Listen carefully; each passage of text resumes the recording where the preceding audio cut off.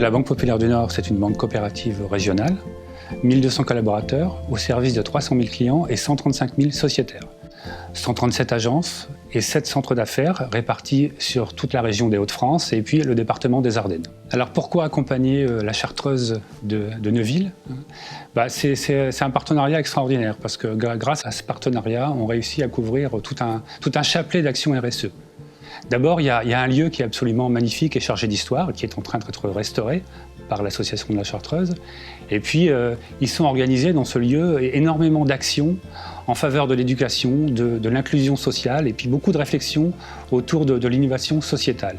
Donc vous voyez, grâce à un seul partenariat, finalement, on réussit à couvrir pratiquement tous les champs de la RSE. Je crois qu'il y a même un jardin potager bio, donc vous voyez, on a vraiment quelque chose de très large.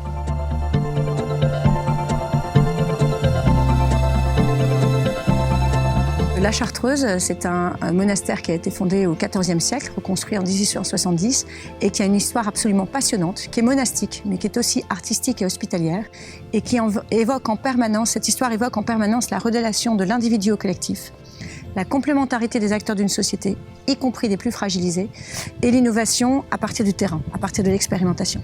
Et du coup, on veut faire de ce lieu un lieu qui œuvre à ce que chacun puisse à la fois trouver sa place dans la société, développer ses talents, et donc un lieu qui permettra à chacun de s'entreprendre et d'entreprendre au service de la société. Pour vous donner un exemple, on a une formation donc de médiation au savoir de base et de lutte contre l'illettrisme, où les personnes, en échange, nous permettent de capitaliser toute la richesse de l'histoire que peuvent donner les graffitis sur les travées du Grand Cloître. Ce qui va leur permettre de travailler d'une fois les savoirs numériques et aussi la lecture et l'écriture. Et ensuite, tout ce qui est compétences sociales, c'est-à-dire qu'ensemble, ils vont réaliser une exposition et une soirée qui sera ouverte au territoire pour partager l'histoire de ces graffitis.